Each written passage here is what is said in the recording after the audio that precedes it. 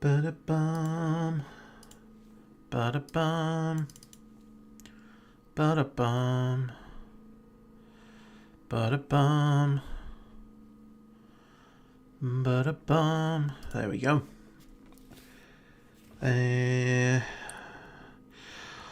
Right.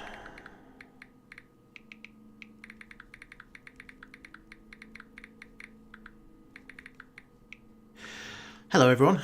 Sorry, I'm distracted. Ba-bum-bum. I know it's been a while, so whether anyone still remembers, we'll see. It's been exactly 7 months since the last stream. Hey, Dion. You know what? I had a feeling that you would be the first one here, which isn't a bad thing. It's just you were always very prompt. Hey, Culper. How have you all been over these last few months? I hope you have been very, very good. Sorry,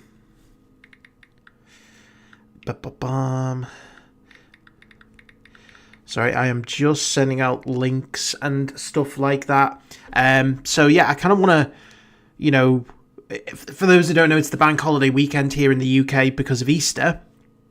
And I want to... I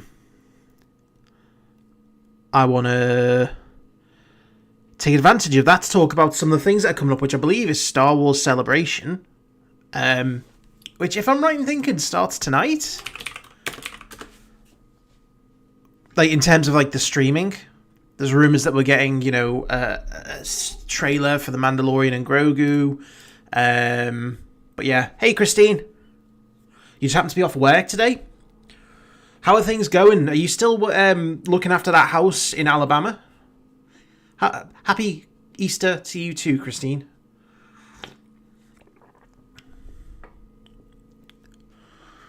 Because, obviously it's been a while and a lot has changed since we last all got together to speak. Because it has. It's been a while. Which... the videos haven't been slowing down other than the last couple of weeks just because I have been quite busy. So the videos have still been quite regular, more or less. It's just obviously the streams that I've not been doing in the time between The Acolyte coming out. Because then there was Skeleton Crew. I didn't really do the pre-watch parties for Skeleton Crew. I would have liked to have done, and I should have done. But given that it was... on so late. That was the thing. Skeleton Crew, and I've got a similar problem with Andor coming up. That because it is so... it's on so late. I don't know if I'm going to be able to get reactions out. Because I've got to work. Hey, Damon. How you doing? It's going on the market. The owners are selling it. Oh, that's... I mean, does that mean you're going to have to be uprooted and go somewhere else? You know what? I'm really hoping that at the end of the trailer, everyone has been talking about how it's such a terrible name, The Mandalorian and Grogu. I'm really hoping that at the end of the trailer, as they kind of fade out and pull up the title, that it's just something different. It's just like, something easier to market, I guess, would be the thing. Because that film's coming out... When is it coming out? Is it this Christmas? And Grogu... No, it's next year. Oh my god, it's a year away. And of course, the first thing that you get when you type in the film's release date is a bunch of AI trailers. What has happened to society? Still not sure where. Well, I hope you land on your feet. Certainly, what I think I'm going to be doing is I think I will do a pre-watch party for Andor. Coming up on Tuesday night, Wednesday morning for us in the UK.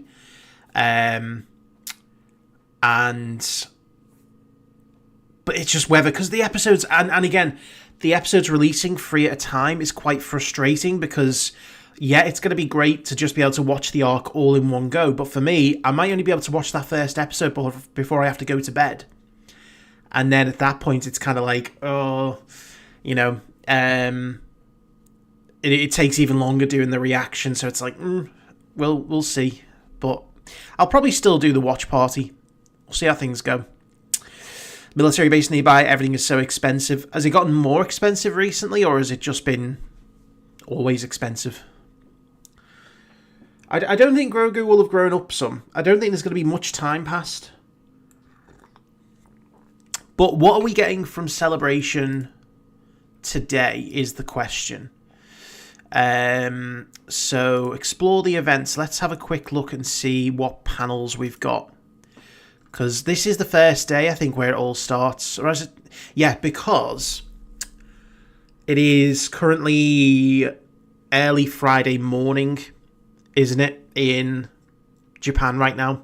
So at 10 o'clock in the morning, the Mandalorian and Grogu is going on the Celebration stage, which is going to be about 2 or 3 o'clock in the morning in the UK. So that's probably, you know what, that's probably perfect. That's why it's on so early for those in the US, because that'll be about, 9, 10 o'clock if you are on the West Coast. That'd be pretty nice, but obviously for everyone else. But it's whether they even release the trailer is the question. If it's like, was it 2 years ago? I think in the 2 years ago at London they had some trailers, and they never released them to the public. At the time, they just showed them to the audience in the stage, which, you know, to be honest, I'm not all that bothered about a trailer. Yeah, it'll be good to see one, but we're still a year out. It's not going to be very detailed. It's not like, 10 years ago when we were waiting for the Episode 7 trailer, where we didn't know anything. Now it's kind of like, oh yeah, well, it's going to be Mando and Grogu. That's what's going to be there. And I don't want them to put anything spoilerific in there, because that'd be a bit pointless. I really hate things getting spoiled, in the trailer. So we've got that. Andor is on Saturday, so obviously we're only a few days out from the second season there, so I'm not expecting them to do much more than just talk about the season. God, yeah, everything is really early through Celebration. But then again, I suppose that's the way it's always been. I've never been myself. I always assume that the big panels were always done in the afternoon, but it looks like they've switched them around for, the US audience. So I'm just looking through the days. It's only 3 days this time around, I'm sure. Maybe I'm mistaken. Maybe it's like the media day on the Thursday. I'm sure that the London one was 4 days. But it's going to be a long, long day for people who are there. So I'm just having a look. A lot of it is just, again, small panels and things like that. Well, I hope the best for you, Dion. I really do.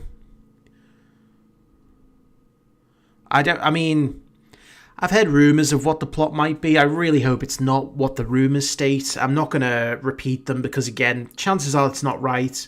And I don't want to spoil anyone if it is right, because it sounds fairly stupid. And again, not to be one of those kinds of people, but I do feel my faith in Dave Filoni to be shaky at the moment. Like, especially seeing the Tales of the Underworld trailer, I'm like, can we just cover something new? Like, do we really need, these short stories to cover people who have already had a lot of time? Like, why not use it to indulge in a character that has a future? Unlike Cad Bane. Cad Bane's a great character, but we know his fate. So there's only so much that you can fill in. We need to start building characters for the future. So why can't we do that? Like, do one story with a new set of characters, do one story with, again, Asajj Ventress. I'm guessing they're going to be covering what happens to her after Bad Batch. because again, they've obviously retconned her death in Dark Disciple, so I'm going to assume that that's going to give us a little bit of an insight into her. But it's the same with Morgan's story in Tales of the Empire. It's like, yeah, it was nice to see, but because we knew what was going to happen with the character at that point, it didn't really... The end result was not much. She's a very much big character who didn't have a future, and the episodes didn't do much to help push the franchise forward, which I think is what we need right now. It's like, comics, fine, indulge in characters' backstories, take that liberty to expand on them, but on these animated and live action shows, push forward new stories, new characters, because that's where the most exposure is to the audience. And that's what Star Wars needs right now, is a boost in audience. We've got the movie coming out next year, but my fear is that the crowd's going to show up outside of the core fans, because it's not a Skywalker film. Rogue One did really well, but that tied in with Vader and a lot of stuff there. So this is going to be the first truly independent Star Wars film that doesn't have a main Star Wars character in it, because Solo, even though it wasn't Harrison Ford, still had Han Solo, and again, that film didn't exactly do very well. And this is the first film that will have no Skywalker Saga character, unless they surprise us somehow. So it's going to be a big indicator as to where Star Wars is sitting at the moment. And I fear that even though we've all enjoyed Mando more or less, it's not enough for people to, make it a huge success at the box office. So that's why we need new characters. That's why we need to really balance that kind of mixture of nostalgia and fresh stories. Because otherwise we're just going to be in a perpetual cycle where, we're just going to talk about Darth Vader again, or we're just going to talk about Luke again, or we're just going to look at Ahsoka again. And it's like, that will get old real fast. Even I'm kind of bored of that now.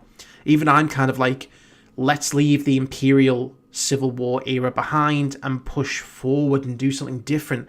Either go far into the past or far into the future. Let's just try something new. And it might not work out, but that's the way it is. What happens to the Ahsoka series? Season 2 is coming next year, I believe. So they're currently in production of the second series. Because they've already recast the character of Balin. I think. Might be wrong. I think it wasn't Rory McCann, was it? Let me have a look. Balin Skull recast. Yeah, Rory McCann. So, which is going to be an interesting... I think that, he has definitely got the imposing presence, as, everyone has seen in Game of Thrones with the Hound. It's just, will he be able to recapture that essence of Ray Stevenson? Because again, that was just like, that was such a huge loss. Here's Zuko. Didn't take him long to, get up here and just want some attention. He just turned 6 last weekend, by the way. After costing me a fair bit in vet's bills because he had a bit of a bladder infection. So that was his birthday gift to me. Thank you, Jay. So yeah, Zuko, he's been very, very attentive this week. He's been very clingy. But I think that's just because he's feeling much better, So yeah, what are we expecting then? Are we expecting any surprises from Celebration? It seems pretty scant on material if I'm looking at it. Don't get me wrong, I would absolutely love to be over there in Japan, getting to experience not just Celebration, but, Japan itself. I've been to Japan once, about 23 years ago, when I was a teenager, and I didn't really get much chance to explore, but it was a fascinating, trip. Japan, even back then, was just such a different world, and I would very much love to go back. So, I am kind of bummed out that I didn't get a chance to go, but it just wouldn't have worked out And as I say, I think when you look at the lineup for Celebration, it's probably the thinnest in terms of content, in terms of stars, that it's been in a long, long time. Because again, we've got nothing other than Andor and, the Mando movie to really dig our teeth into. They're the only, they're the only big, panels that are on at the moment. I'm just looking through the schedule for all of them, and I mean, don't get me wrong, it's great to see some of the creators, like Kyle Katarn, having a panel on the HoloNet news stage. But I think looking at the big stage, there's not a great deal on there. Which again, kind of softens the blow of not being able to go. Because if I'm going to go to one, I want one to have a fully packed, kind of panels and, stars showing up. Which is why I was still gutted that I missed London a couple of years back. Hi, Annalise. Lissy, how are you doing? I wonder what we... I know there's something on Star Wars YouTube channel. But yeah, so I think it's 2 o'clock in the morning for UK. So I don't know what that would be for Norway. Are you an hour or two ahead of us? So it might be 3 or 4 in the morning for you.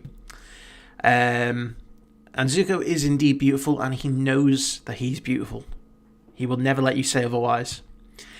Your Grand Kitty Miro. That's a good... I like that as a name. I like that as a cat name. Hey, Steve, how is it going? So yeah, obviously from the perspective of the channel, I am going to be reacting to the upcoming Andor series. I don't know exactly when those reactions are going to be out, whether it's going to be, the first episode I'll get out as soon as possible on the night, and then the other 2 the day after, because again, I have to work on the Wednesday. So in the UK, it starts at 2 in the morning. It used to be great because previously it used to release episodes at 8 o'clock in the morning, which was fantastic for me because I could get myself on a day off or on a late shift and watch it first thing in the morning, one episode, get it cranked out and done, and I'm usually ready to go to work for 10 o'clock in the morning. However, now with the episodes not only being out at 2 in the morning, but also being out 3 at a time, it's just going to be so difficult to get them all done in one go. And like I say, yeah, it's going to be great to have them all, the whole arc in one go, but I'm also kind of disappointed that we're only going to have 4 weeks of Andor and then it's done. I'd rather just have the 12 weeks over the summer of having something Star Wars to look forward to every single week. That's just me. I don't know about you guys, but that is just me. Hey, Zabagek, how you doing? How have you been? So, yeah, obviously, over the next few weeks, that'll probably be the only videos on the channel, but we'll probably have some pre-watch parties as well. Normal videos should hopefully kick back up at the end of May, when, fingers crossed, I have managed to get the sale of this flat through. I'm in the very last stages of purchasing the flat. The contract has been signed by me. I'm just waiting for the other party to sign it and some of the last bits to be tied up. So I'm hoping that within a month, I will then have bought this flat. I'll own it, and that will give me a lot more time and less stress to be able to produce content.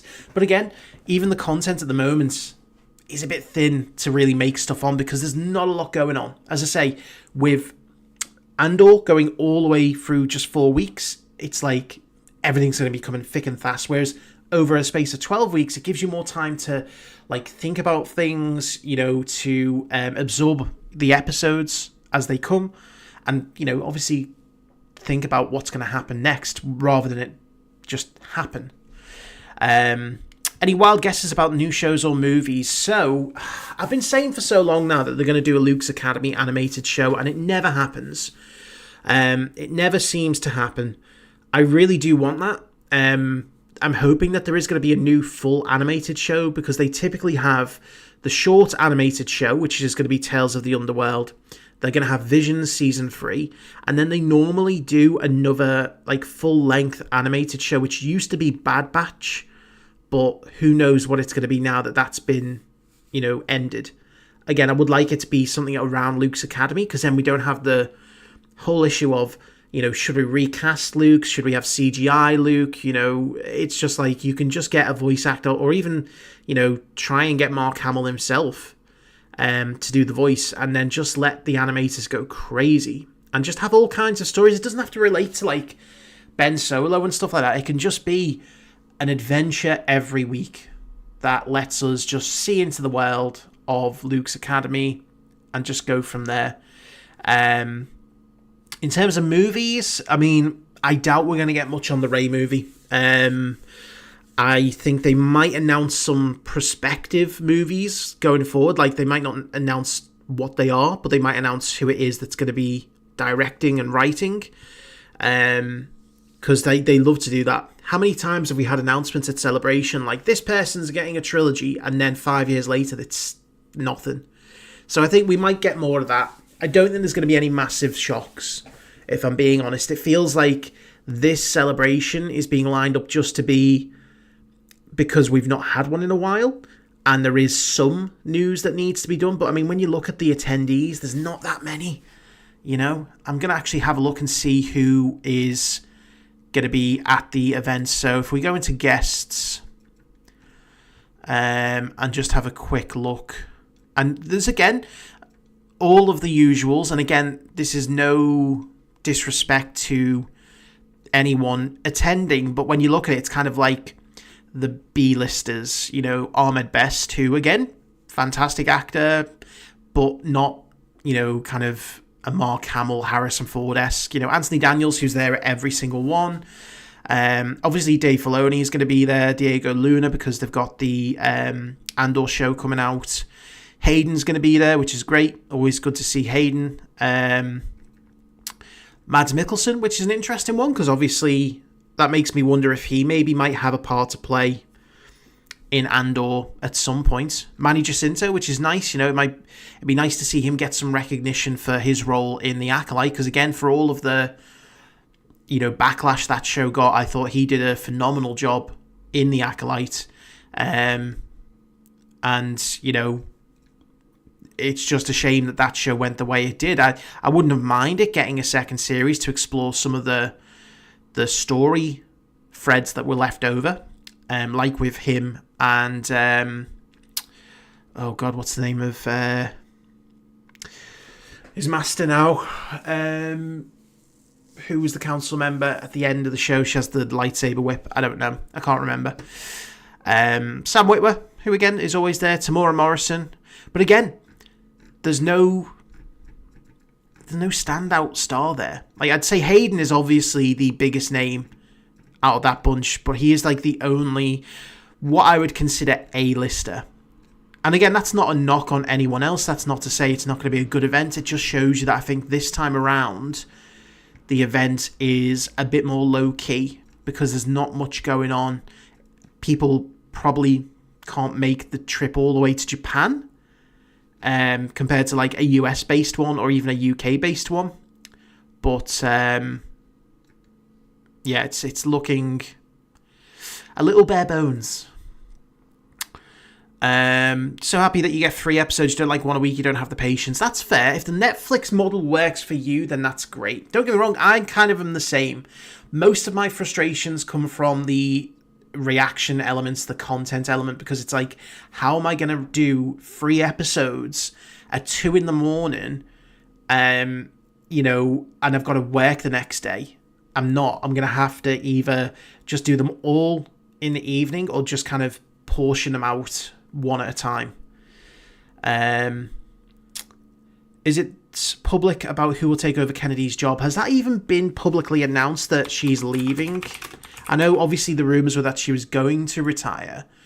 To be honest, I honestly don't like looking up anything about her just because of the whole kind of the whole backlash. I don't even think it's been confirmed. I think it's just been reported. I mean, don't get me wrong, she's 71, so I wouldn't be, surprised if those reports were true, that she is going to retire. Because, even though, if we're going to give her a compliment, I would say she doesn't look 71. She looks good for 71. But yeah, 71, most people tend to want to retire. So I wouldn't be surprised. And I think, the kind of the two obvious choices looking at it are Dave Filoni and Jon Favreau. But I don't think that is the best choice. People might say Kevin Feige, but again, I don't know if that's the best choice either. The last thing I want is to see Star Wars go down the Marvel route, because look at where Marvel is at the moment. Even though it's kind of recovered a little bit, we're currently in an era of Marvel where people are just exhausted. People have had enough. They've run out of stories for the main characters. They're doing their best to try and pull in these kind of, again, side characters, you might call them, but with limited success. The shows have been very hit and miss. The movies have been very hit and miss. They've got a couple of big ones coming up, but even now, they're having to rely on getting Robert Downey Jr. back. It's kind of like they're struggling to create new stars, which is the same problem Star Wars has had. So I don't want Feige to be the one who takes over. I don't want Filoni to be the one that takes over, although I think he is best in a hands-off role for the most part. Favreau probably would do pretty well, but again, whether he's actually going to have the time for it, who knows. So it might even be a surprise, maybe someone like, I say someone like John Knoll, but he doesn't have experience, I guess, producing. He's got great Star Wars knowledge. He, was the one who came up with the idea for Rogue One. He's been, with Lucasfilm for decades, but more in that creative sense. So I don't know if he would make a good transition over to being the executive, but you never know. All I'll say is it's definitely not going to be George Lucas or anyone in a George Lucas mold. It's going to have to be someone who's quite corporate, quite by the books, as they may say, but also quite sensible. So I don't know enough about movie executives, to be honest. Directors, I could list out a bunch that would do well to direct, but again, that's not being in control of the whole franchise. I'll do it if they want. If they want to ask, I'll do it. I will take a very humble salary of $2 million a year, which I'm sure is less than what they're getting paid now. It's just, I don't know. The future is still very uncertain right now, even though we've got a lot to look forward to in the immediate with Andor. And then after, in fact, I don't even think it's after Andor. I think it's pretty much during Andor. We've also got Tales of the Underworld. So when's that coming out? Let's have a look.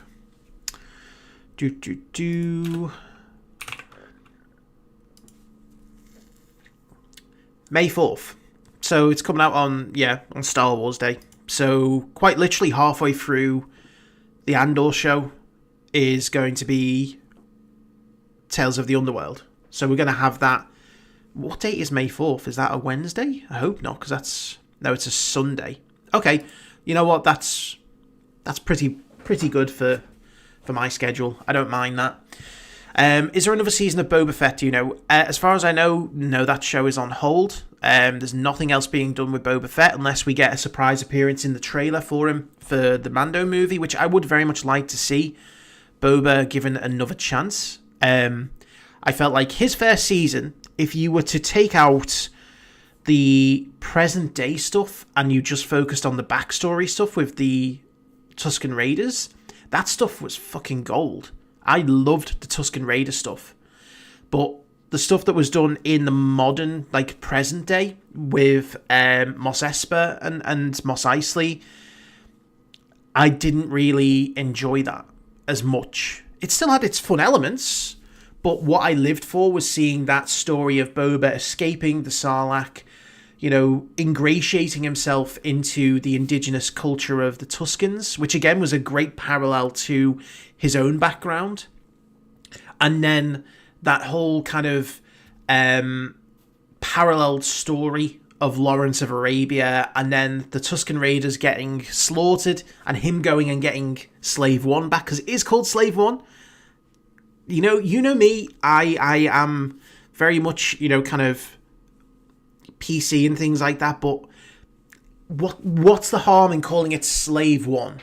Really, that's the name it's had for decades and decades. It's not offensive. Just call it Slave One, please. But seeing him get that back and then going and killing the bikers, firstly, who were wrongly accused or set up, was great. That was the best part of that show. But again, having Mando take over an episode and a half really didn't help. And then the rough ending was just a bit... Yeah, so I'd like to see Boba given another chance. So hyped for Andor on Tuesday. Yes, me too. I'm hopeful that the story quality will be as good as the first season. I'm trying to think about what the arcs are going to be. So clearly, we have an arc that's going to be around the wedding of Leia to that young guy, and obviously the struggles with Mon Mothma having to cope with that. I think, we see not only the Krennic character being present there, so that's probably going to add extra pressure, but Luthen also is going to be there, so there's going to be some great tension and great political plays, I think, during that arc. There's going to be the arc of Cassian having to steal the TIE fighter, the TIE Advanced. I forget the name. What's the name of it now?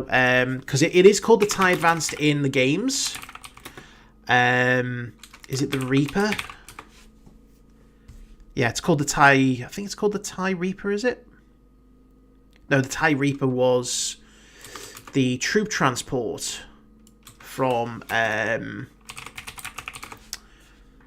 movies. It was called the TIE Advanced, but it was also something slightly different.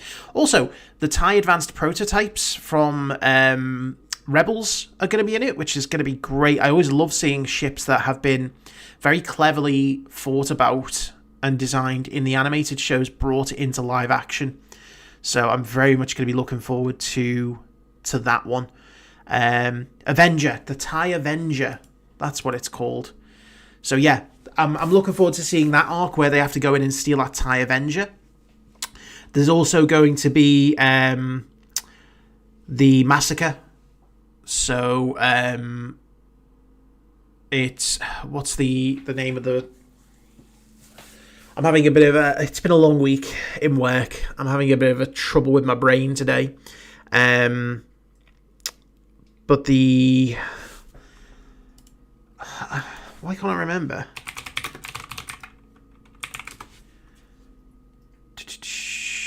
Let's see here. Gorman. The Gorman Massacre, because the Gorman Front.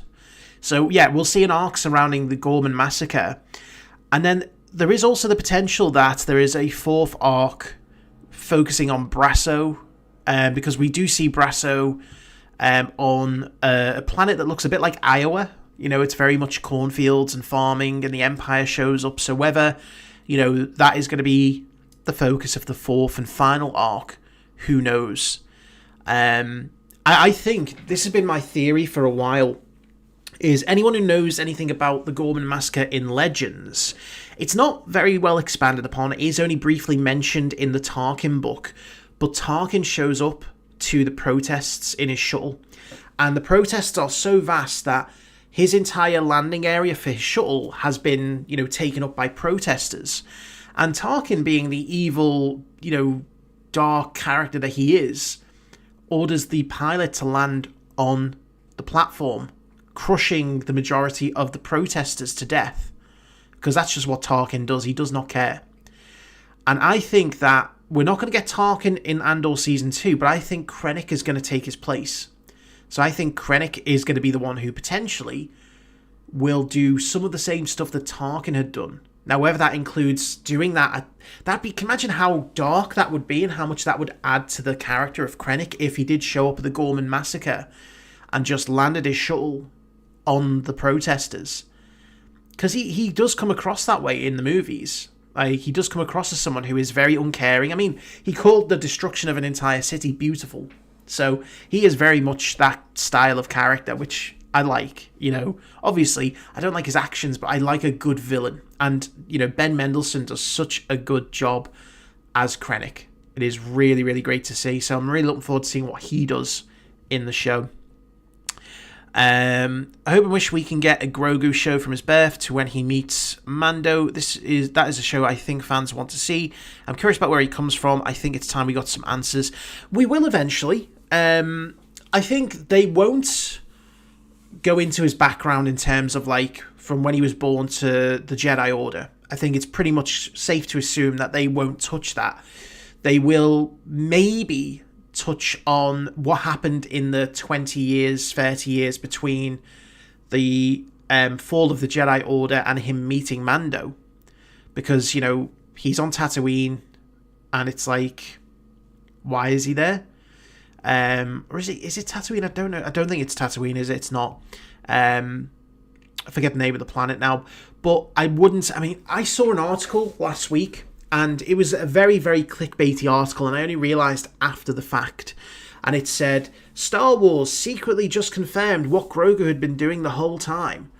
And so you're like, oh, okay.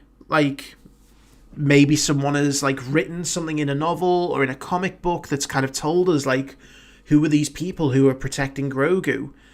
And then I clicked into the article, expecting there to be some really in-depth kind of description. And it was literally just excerpts of an interview with Dave Filoni where he just mentioned that, oh yeah, maybe we'll look into that. And I thought, what bullshit this fucking clickbait article is, that it makes me think that I'm going to get a bit of background on Grogu. And actually, no, they've just twisted in a very extreme way some of the things that, Dave Filoni had said. It's just come on, are we that desperate to get clicks now that we'll just try and do anything? I mean, I guess, yeah, looking at it, look at all the AI trailers and all the AI, fan films and that coming out. People are desperate to get clicks for very little work. Krennic working with Mira and the ISB is going to be scary. I'm looking forward to it. I would love to see some interactions between Krennic and Yularen. I think that would be great to see Yularen kind of take that place of Tarkin in being the antagonist for Krennic because of the differing interests. Because Krennic has a very clear bias towards, his own interests, which is the Death Star.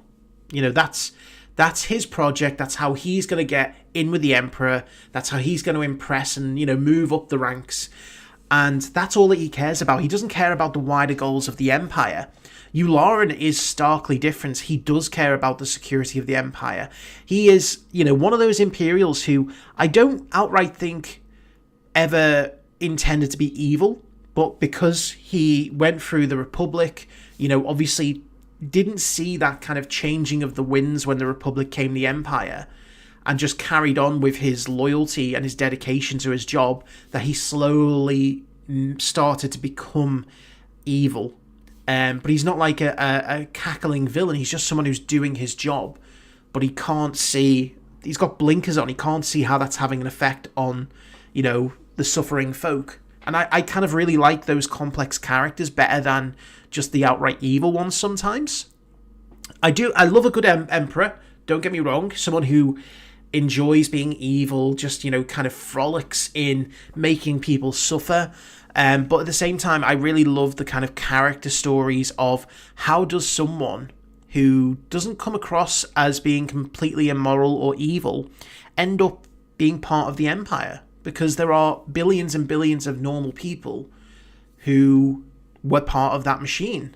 So what is it that makes them tick? How do they justify their actions? How do they overlook the big, travesties that they cause? So, and again, I think someone like Dedra Meero is that kind of character. I think in the first season, when you look at it, she was very much someone that we rooted for. That kind of internal struggle that she had with the other, ISB agents was great, because it started to make us feel a bit of sympathy for her, because she's like, You know, she's got her backs to the wall. She's the new girl. You know, everyone else is kind of trying to push her down. You know, so you're like, no, you know what? You go for it, girl. You go, you get your promotion. You outdo everyone else because you clearly have the intelligence and the wit to succeed. And then you realize, oh, she's now torturing people. Okay, there's that side of it. You know, there's little hints as you go through the season, like where she's just like, oh, maybe we could just, you know, kill the transport driver, the one that we caught that, you know, gave us insight into the attack on Steergard. And she's just like, what if we just what if we make it look like an accident? You know, the pilot is dead, and then we just keep an eye on it. You know, she's just kind of like casually talking about killing a prisoner, and you don't really look at that at the time, but then it's like just outright she's there with Bix, just like, put this helmet on, listen to the kids die, and then if you want to talk, we'll come back. You know, it's like, that's great. I love that. Tony did an amazing job showing how terrifying the ISB is, and they all work in an office. Yeah, that's it. That's what I want to see. I want to see the inner workings of the Empire. I don't want to see Darth Vader.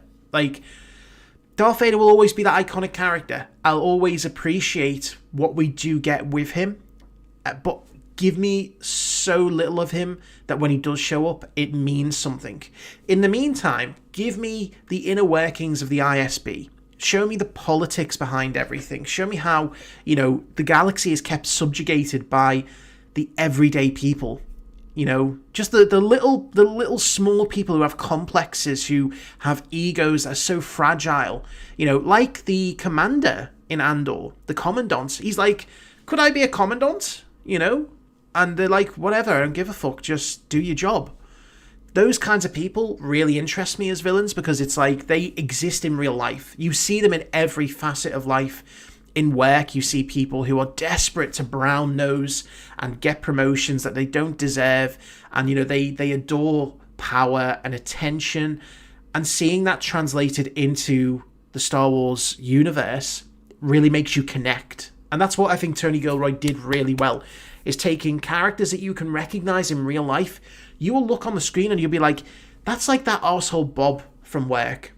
That guy is acting just like Bob. And immediately you've connected with that show because it relates to you in real life, even though it's about a distant galaxy where you've got space wizards and, you know, all kinds of wacky things that go on. If you can still relate to it on a human level, on your personal level, that's where a show is going to be really, really successful. That's why the original Star Wars was successful, because even though you had the Force and lightsabers, it still was very, very relatable. Luke being the farm boy who wants to escape a boring life, you know, against an oppressive government, you know, and then the kind of whole World War II vibe at the end. You know, it all gave you Han Solo just being that kind of roguish smuggler who didn't know where he was going in life. You know, we could all connect to that. And I think that's sometimes what movie makers forget, is that you need to, yes, create these fantastical stories, but keep them relatable. And they don't always do that. Again, that's why I really loved the first season of Mando, because Mando was just short stories. They had, you know, ties through, but it wasn't kind of like every single episode led on from the last in a major way. They were all kind of individual stories that kind of helped an overarching plot. And they were just like fun, because you could imagine yourself getting into those kinds of situations. You know, and they weren't too complex. So, who knows? Maybe we get to see Mads Mikkelsen in Andor. I hope so. I think we might. Because you think about it, obviously I'm trying to think of timescales here. So yeah, from the very beginning, he would be working on the Death Star. So all the way through, right up to the end of the show, he is back in the Imperial Science Division working on the Death Star. So if Krennic is going to be a focus, maybe he's going to bring along Galen Erso to an event. You know, maybe Galen Erso is going to show up. But if anything, if it would just be a very short story, just to maybe give us a bit of extra context as to what's going on. Maybe, you know, maybe it would be great to even see Bodhi Bodhi Rook, because, you know, it is going to tie directly into the start of Rogue One. And that starts with Bodhi, you know, defecting. So that would be an interesting thing for that last arc. That last arc, I think, is going to be the most interesting one, but also the most important one, because it has to tie in seamlessly. You know, even though it's been 10 years since they filmed Rogue One, it has to tie in seamlessly. So I'm trying hard not to watch the Andor teasers that the Star Wars accounts are releasing, but it's hard. Yeah, I'm not really watching it. I watched the 2 trailers, and other than seeing it on the feed on social media, I've not really seen much beyond that. I'm certainly not watching the full scenes that were releasing. There was one, I think, with Dedra and Cyril Khan. I don't want to see full scenes. You know, I want to save that. I think there was another with Mon Mothma and Luthen at the wedding. I don't want to see that. I want to wait. But I don't mind little snippets of teasers that don't give anything away. That's where I saw the Inquisitors TIE fighters in the show. And again, I love that. I love the fact that they brought them in. It really does round it off quite nicely that, you know, we're starting to see some of the things the animated show, which again, I think Rebels doesn't get the rap it deserves. Rebels was far better than what most people give it credit for. Just seeing some of that now coming into live action is great. You know, it's just nice. But we're only a few days away. What is it, the 22nd? So that's Tuesday coming up. And again, before we know it, it'll be all over. But I think if Andor is a success, we'll have had 2 really good shows back to back, and I think that we could start to have a bit of optimism about the world going forward. You know, in terms of Star Wars world, that is. You know, because it's like, okay, we're getting a bit of consistency here. We're not just producing out shows willy-nilly, like back to back to back, and, you know, it's all over the place. But again, whether they're going to announce anything major, I am not sure. We'll have to wait and see, because I think that I'm just not expecting a huge amount, you know, in terms of announcements here. But I might be mistaken. Hopefully, I am mistaken. I'm just looking at the floor map for the show, and again, it doesn't look like the hugest of places, if I'm being honest. But again, I've never been to this particular place. I've never been to a celebration, so I don't really know how to measure out these rooms. So you got the Twin Sun stage, which is where I think all of the interviews take place. The Galaxy stage, I don't know exactly what that one is. They've got the main stage, which is near the autographs, and then loads of little ones. Where's the HoloNet stage? Because that's where most of the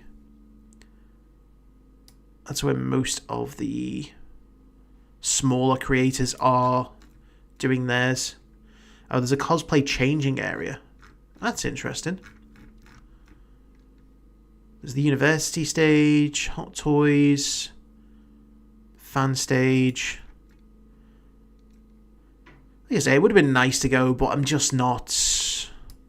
I wouldn't have been able to afford it. You know, especially not having... Oh, there it is. It's all... Oh, I feel bad. The HoloNet stage is like all the way out next to the toilets. But, oh well, still. But yeah, I wouldn't have been able to afford it, to be honest. Because thinking about where things are right now, Japan is very expensive as well. You know, let me have a look and see what a flight to Japan. Flights from Manchester to Tokyo. So if we look at Skyscanner, you might be able to get some cheap short-term deals. But if I wanted to go on Tuesday, so I could go return for about £800 from Manchester, which isn't terrible. That's not terrible, but that is just the flights. Obviously, I think with hotels, that would be a different story. I mean, I know obviously ahead of time, it's kind of like, especially with like the events being on right now, I think that would be really, really tough. But if I just looked at like April next year for like a week, what would that be? Oof. Lowest price. I mean, to be fair, you can find some B&Bs for like £50 a night, which isn't bad to be honest, but it's, again, really small rooms from what it looks like. So who knows? It just wasn't something that I could do right now. Will I stay up and watch the shows? I might. I'll definitely do a pre-watch party. So kind of like in the hours before it goes up, probably from midnight in the UK, I'll probably do a little live watch party, like pre-watch party. But in terms of reactions, yeah, I will. Maybe just for the first episode. I can't do all three, because when you think about it, it's a 45-minute long show for most of them. Then it's going to take me at least an hour and a half to 2 hours to edit and upload. And I've got to work in the morning. So it's either a choice of get no sleep or do the first episode. And I don't know what to do, if I'm being honest.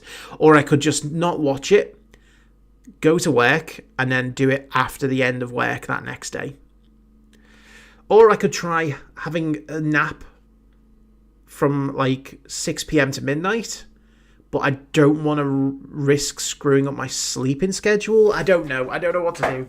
I'll have to think about it. I'm not going to think, oh, you meant tonight? No, I'm not. Honestly, I'm not that interested enough, and I don't think they're going to release the trailer. So, and you know, I want to get up early tomorrow for football. So, okay, Christine, take care. We'll see you soon. I'd like a one-season Rex, Echo, and crew fighting the Empire and give them some closure to their story. I need to know how Rex and Wolf reconnected. That would probably, you know what, that's probably going to be a Tales of story. That's probably going to be like Tales of the Clones next year. You know, or Tales of, what were they, the Wolf Pack? Something like that. You know, where they will do those, because it's not, I don't think there's enough content there to fill out an entire animated season. Like, as much as I love Rex and Echo, what can you do with them that hasn't already been done, isn't going to involve other people and make it feel like a Bad Batch Season 4? And, you know, again, you're looking at 20 episodes plus, you know, and if you're going to do one season, you're going to want to do another season and another. So is it really worth it? I don't know. So yeah, I probably would say maybe not, but I think that would be a Tales of kind of scenario. But enough of the questions from me. I want to ask you guys, what are you expecting from Celebration? And what are we expecting from Andor? So, you know, let me know your thoughts, because I've kind of been a bit isolated over the last, you know, couple of months. I've not been paying attention to Star Wars news. I've not really been looking at, you know, updates and things like that, or rumours. So let me know what you guys are thinking is going to happen in this show. And, you know, Celebration as well. Because it could be something big. You know, what are your hopes? What would you want to be announced if there was anything announced? You know, let me know in the comments right now.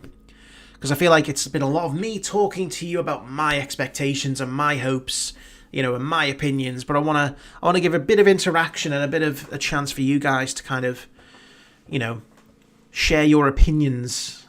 Because we might have different opinions or expectations, but I would love to see some takes on what's going to be going on. There's also been some changes as well to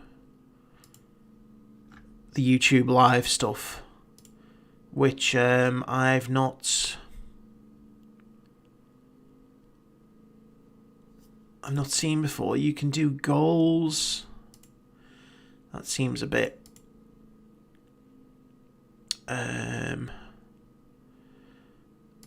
odd.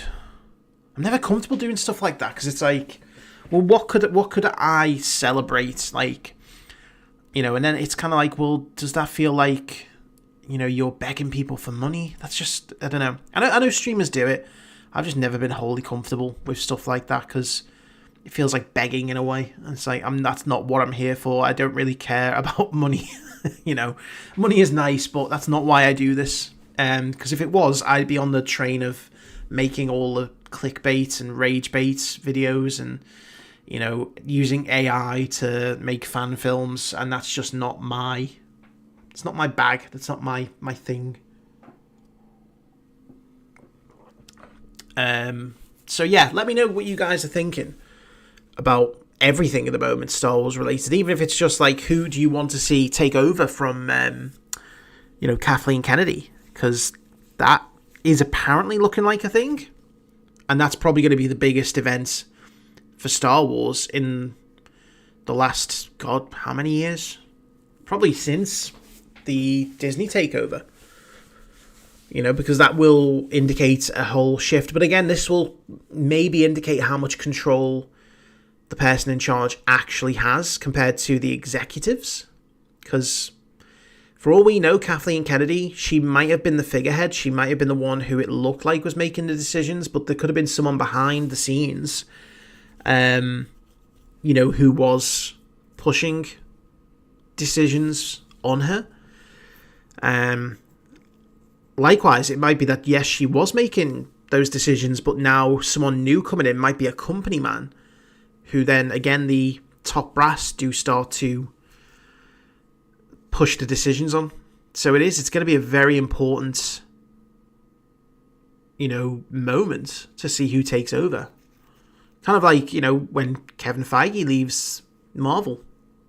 He's been in charge for so long that when he leaves, it could bring about a catastrophic decline in the Marvel Universe. Likewise, it could massively improve. You just never, ever know. And that's part of the spice of life, isn't it? Is when change comes around, it can be good, it can be bad. It's just, you don't really know. Hey, Darth Cadus. So, Pedro and Sigourney will apparently appear on GMA tomorrow, so they'll probably get a trailer. Interesting, because Pedro's not obviously over in Japan. He's not going to be there for the panel. Sigourney Weaver is going to be in the film, which I think is a great thing, because I love Sigourney Weaver. What role she's going to play, who knows? You know, is she going to be another Mandalorian? Is she going to be an Imperial? Is she going to be good, bad, you know, in the middle? Is she going to be a Jedi? Who knows? She's got the range to be able to do anything. So I am looking forward to seeing what her role is going to be. But them appearing on Good Morning America doesn't necessarily indicate that we'll get a trailer. I mean, I think there is definitely going to be a trailer at Celebration, and it's going to leak. You know that someone's going to record it. You know that someone is going to have their phone out in the stage, and we're going to get that 240p leak on Twitter, because I don't think they're going to release the trailer to the public. I still think it's too early. And again, it'll help create a bit of hype. It's kind of like having those exclusives at Celebration makes them more attractive to people. So, again, it might just be that they're there to talk about it because they can't be at Celebration. So, hello, Artie Magpie. I recognise that name. I know you love Sigourney Weaver. At least I hope I'm not getting that confused, because otherwise you might be very confused by that comment, but I'm fairly certain that I know who you are. I hope Grogu will be there. I'm a huge Grogu fan. Andor did not do much for me. I'm not that excited, but of course I'm going to watch the show. So when you say you hope Grogu will be there, do you mean that he will be at Celebration? Because he's a puppet? Do you mean that he's going to be in the trailer? I mean, he's obviously going to be in the film because it's called The Mandalorian and Grogu, which again, I'm hoping that they do a nice little twist, and at the end of the trailer, it's like as it fades to black, and you think it's going to bring up the Mandalorian and Grogu, it just like fizzles out into something else. Like, I don't know, what would be a good name for the movie?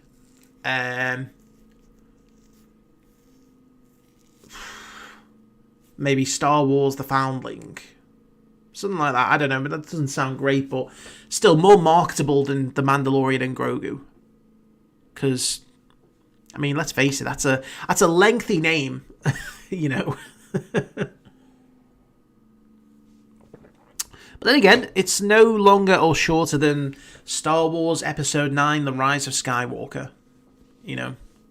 But hopefully it will be much, much better than that film, because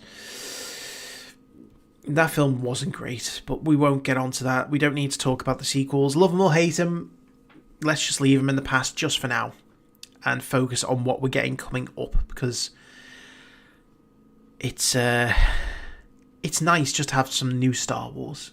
You know, you know what, it just feels like yesterday we were watching Skeleton Crew, and I still absolutely adore Skeleton Crew.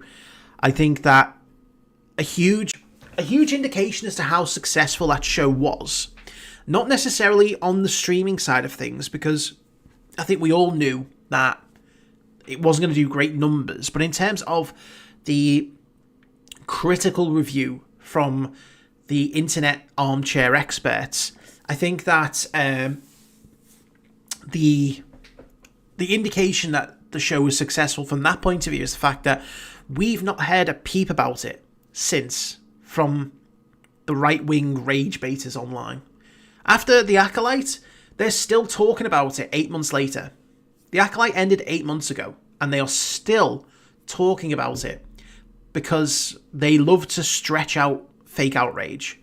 But with Skeleton Crew, pretty much 2 weeks after, they did not mention it at all.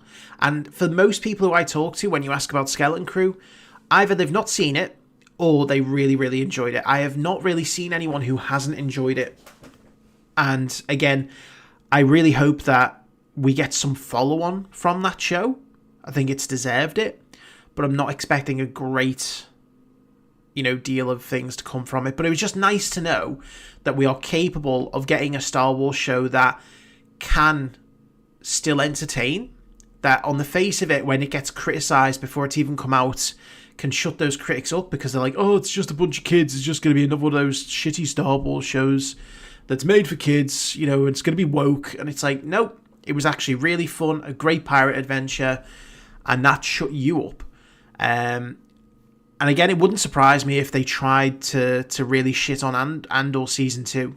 Because again, they've been so... Just talking about the right-wing rage baiters, they've been so starved for Star Wars content to rage about. That's why they've still been talking about The Acolyte. And I think that they know that it's going to be a struggle to shit on Andor, but they're probably still going to do it. I mean, that's where Bricks and Screws came from, was Andor Season 1. So, yeah. I'm still upset Tamora probably won't be in the movie. Yeah, I mean, he's going to be at Celebration, so he's still not out in the cold.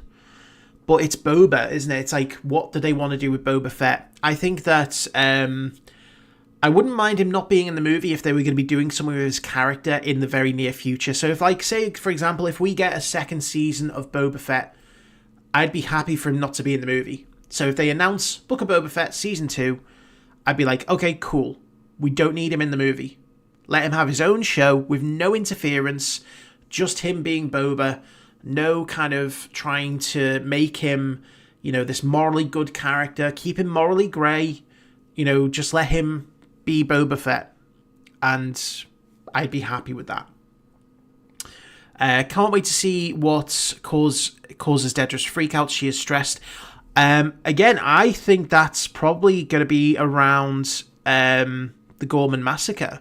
I think that she is not only going to get PTSD from the Ferrix riot, but she's also going to realise that, holy fuck, these people are being slaughtered. Ferrix was, obviously, you probably could call it a massacre because there was a lot of people killed, But I feel like the Gorman massacre is going to be on a whole nother level. Rather than it being like dozens of people killed on Ferrix, we're talking about thousands of people being killed. Like men, women, children, indiscriminately just being slaughtered. And I think that might be something that, triggers her. And it might even be the point where it's like, because it's clear that her and Cyril Khan might get more intimate this season. At least they're going to have a closer relationship. It might be the point where like they diverge on their opinions. So like maybe she starts to think, is this a bit too much? And maybe he starts to think, this is great, maybe we need to go further. And that causes part of the turmoil. Who knows? Like, again, I'm not a huge fan of the whole bad guy turning good. I don't mind them having a bit of reflection, just to show that they're not completely cold and heartless. But it's like, that's why I like Dedra, because she is kind of like a realistic character. She's not stalwart under pressure. Like, she could deal with politics and she can handle one-on-one interrogations, but in a big crowd, when put under that pressure, she panics. And that's kind of like the flaw that you look for in most people. It's like, it doesn't have to be that, but where's the flaw in their character that makes them feel human? Whether they're a good guy, bad guy, whatever. That's what you always look for. I'm really waiting for this wedding episode in Andor Season 2. Me too. I think that I'm looking forward to seeing Krennic there. Because, I mean, he looks fabulous. He's got, like, the dress uniform. He looks great. And seeing how he's going to interact with some people.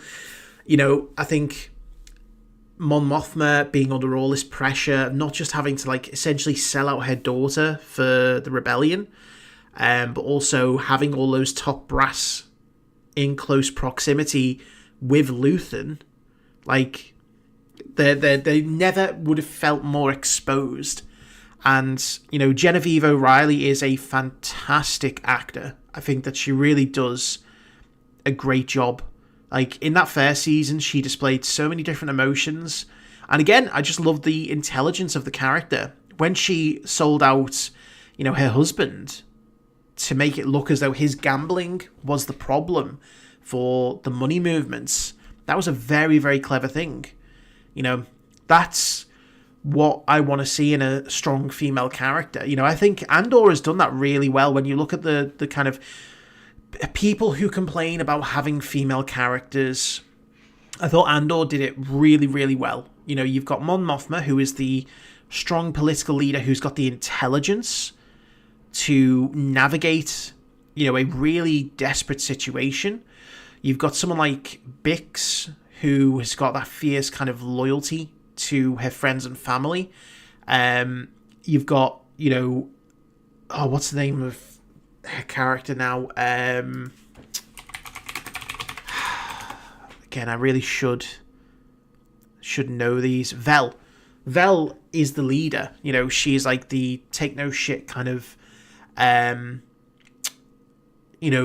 resistance cell leader, and it's like that's the other example of a really strong female character. And I think as well, what's the name of Luthen's assistant, Kia, I think, is it? She is, I think, going to have her own role to play, so I'm hoping that she kind of slots in. She might turn out to be like a female Saw, because I think there were early indications in the first season that she was kind of like willing to sacrifice people, just be like, yeah, you know what, we can do without them, we can just kill Andor. And it's like Luthen didn't necessarily sign off on that, so I'm wondering if she's going to become a bit of a thorn in the side, for Luthen and Cassian, because she wants to be more like Saw Gerrera, like cutthroat, do whatever it needs to be done, don't worry about the consequences. So, and again, Saw Gerrera is going to be another character who's going to be in this. I think we're also going to get to see how Saw gets maimed and injured. I really think that that's going to be what we get to see, because it looked like he was wearing, in one of the trailers, the kind of full-on suit that has like the respirator in it that he's got in Rogue One. So that will be quite interesting.